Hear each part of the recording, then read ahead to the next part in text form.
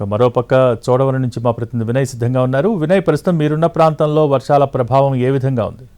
గత 2 రోజుల నుంచి కూడా కురుస్తున్న కొండపోత వర్షాలకి అనకాపల్లి జిల్లా వ్యాప్తంగా అతలాకుతలం అయింది. మొత్తం ప్రస్తుతం మనం చోడవరం నియోజకవర్గంలో ఉన్నాం. ఇక్కడ ఏ విధంగా పంట పొలాల పరిస్థితి ఉన్నది మనం చాలా క్లియర్గా చూడొచ్చు. దాదాపు మొత్తం అటు వరి కావచ్చు, చెరుకు అంతా కూడా పూర్తిగా నీట మునిగిన పరిస్థితి మనకు కనిపిస్తా ఉంది. పంట పొలాలన్నీ కూడా చెరువులు తలపిస్తా ఉన్నాయి. అయితే మనతో పాటు కొంతమంది రైతులు ఉన్నారు, వాళ్ళు అడిగి తెలుసుకుందాం. సార్ చెప్పండి సార్, ఏంటి అసలు 2 రోజుల నుంచి కూడా భారీ వర్షాలు కురుస్తా ఉన్నాయి. ఈ ప్రాంతంలో పంట పొలాలన్నీ కూడా ఏ విధంగా ఉన్నాయి? ఇప్పుడు మాకు ఎందుకంటే ప్రభుత్వాలు మారుతున్నాయి కానీ తలరాతులు మాత్రం రైతు తలరాతులు మారలేదు. ఈవేళ మీరు చూసుకున్నట్లయితే ఇది చోడవరం మండలం, సింహాద్రిపురం, ఇలాగ చోడవరం కాన్స్టిట్యున్సీలో 4 మండలాలు ఉన్నాయి. ముఖ్యంగా చోడవరం, బుచ్చిపేట మండలం, అలాగే రావుకాతం, అలాగే మాడుగులు, మరి చీడికాడ, దేవరాపల్లి, ఈ 7 మండలాలు చూసుకుంటే ముప్పు మండలాలు అనమాట. ఇవన్నీ కూడా రైతులు కష్టపడి సంవత్సరంలో ఒకసారి ఈ వరి అనేది వేస్తాం. ఇక్కడ ఏదో ఈస్ట్ గోదావరి అటుపక్క అయితే 3 పంటలు 2 పంటలు పండిస్తారు. కానీ ఇక్కడ మా విశాఖ జిల్లా, అనకాపల్లి జిల్లాలో ఒక పంటే పండిస్తాం. అయితే ముఖ్యంగా ఈ రోజు మాకు షుగర్ ఫ్యాక్టరీ అనేది కొద్దిగా ఇబ్బంది పడడం వల్ల అందరూ కూడా రైతాంగం అంతా కూడా వరి మీద ఆధారపడి ఉన్నాం. ఈవేళ వరి పంటకి ఎకరానికి 35,000 నుంచి 40,000 రూపాయలు ఖర్చు అవుతుంది ఎకరానికి. అయితే ఈ రోజు ఈ ముప్పు అవడం వల్ల ఇప్పుడు ప్రత్యేకించి విత్తనాలు వేసి మళ్ళీ పంట పెట్టాలంటే చాలా టైం పడుతుంది. కాబట్టి నేను ఒకటే ప్రభుత్వాన్ని కోరుతున్నాను, ఇప్పటికైనా యంత్రాంగం దిగివచ్చి రైతులు జరుగుతున్న అన్యాయం మీద స్పందించి ఇక్కడ తగు న్యాయం చేస్తారని మనస్ఫూర్తిగా కోరుకుంటున్నాను. బాబాయ్, మీరు చెప్పండి బాబాయ్, మీ పంట ఏమేమి వేసారు, ఏ విధంగా ఉంది పరిస్థితి? వరేనండి, అంతా వరి తప్ప ఏ ఆధారం లేదు. మళ్ళీ రెండోసారి మళ్ళీ పంట వేసుకుందంటే వాటర్ ఉండదు. తర్వాత ఇదే టైంలో వాటర్ వస్తుంది. కాలా కంబం ఏమీ లేదు దీనికి. మమ్మల్ని రైవాడ్ ఛానల్ ఉన్నాయంటే మాకు ఉపయోగపడలేదు. ఏంటంటే పోతుంది కానీ వాటర్ అది.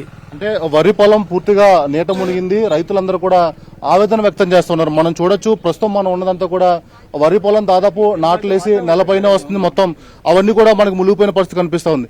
చెప్పండి బాబు, మీరు ఎన్ని ఎకరాలు వేసారు, ఎటువంటి పరిస్థితి ఉంది? మాకు ఏ గవర్నమెంట్ వచ్చినా సరే రైతుకి అది చేద్దాం ఇది చేద్దాం అని ప్రతించడం తప్పగా మా రైతు కానీ ఎప్పుడు కూడా ప్రతి ఏ గవర్నమెంట్ వచ్చినా తొక్కినట్టే కనిపిస్తుంది తప్పగా మా రైతాంగం మాత్రం ఇప్పుడు బయటికి రాలేదు. మేము ఈ పని చేయలేక వలసలు వెళ్ళిపోయి అలాగ అటు ఇటు ఏ కంపెనీలు అంటూ పోయి చిన్న బంట్రోతు పనులు చేసుకుంటున్నాం తప్ప కానీ ఇది చేస్తాం అది చేస్తాం అని రైతాంగాన్ని మాత్రం ఎప్పుడు కూడా మాకు ఏమీ ఉపయోగపడలేదు. ఇప్పుడు కూడా ఎకరానికి 40,000 30,000 చొప్పున మాకు పెట్టుబడి అవుతుంది. ఇలా వర్షం వచ్చి శుభ్రంగా పోతుంది. ఇది ఇప్పుడు కూడా ఏ గవర్నమెంట్ వచ్చి మాకు ఈ రైతాంగానికి ఆదుకోవాలని, మమ్మల్ని క్షేమంగా చూడాలని ప్రతి గవర్నమెంట్ కోరుకుంటున్నాం. ఇప్పటికైనా సరే కళ్ళు తెరిచి రైతాంగం కాదు చూడండి, మా కష్టాన్ని చూడండి, మా ప్రతిపాదన చూడండి.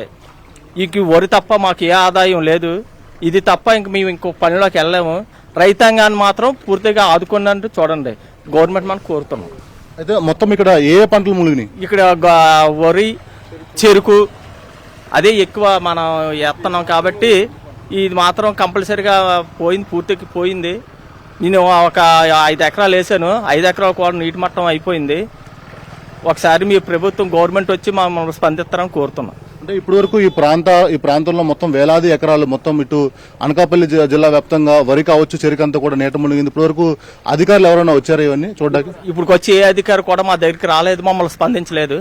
కంపల్సరీగా అదే కోరుతున్నాం. కంపల్సరీగా మా రైతాంగానికి అక్కడికి వచ్చి అధికారులు కానీ ఈతలు ఎవరైనా సరే, స్థానిక ఎమ్మెల్యే కానీ ఎంఆర్ఓ కానీ స్థానిక గవర్నమెంట్ ఆఫీసులు అవ్వాలని సరే మమ్మల్ని గవర్నమెంట్ స్పందించాలని కోరుతున్నాం. అది మొత్తానికి దాదాపు ఎకరానికి 40,000 వరకు పెట్టుబడి పెట్టాము. మొత్తం పూర్తిగా ఇవన్నీ కూడా నీట మునిగినాయని చెప్పి రైతులందరూ కూడా ఆవేదన వ్యక్తం చేస్తా ఉన్నారు. అనకాపల్లి జిల్లా వ్యాప్తంగా అటు చోడవరం నియోజకవర్గం, మాడుగుల నియోజకవర్గంలో మొత్తం 1000 ఎకరాలు పంట అంతా కూడా నీట మునిగిన పరిస్థితి కనిపిస్తా ఉంది. మనతో పాటు కొంతమంది రైతులు ఉన్నారు, వాళ్ళు అడిగి తెలుసుకుందాం. చెప్పండి, ఇక్కడ ఎటువంటి పరిస్థితి ఉంది? నిజంగా చెప్పాలంటే ఈ టీవీ 9 వారికి, మీ ఛానల్ ఎన్టీవీ వారికి నిజంగా ప్రత్యేకమైన ధన్యవాదాలు. ఎందుకంటే ఈ ప్రాంతంలో మునిగిపోయి మీరు స్పందించినందుకు మాకు అందరూ రైతులకు చాలా సంతోషం.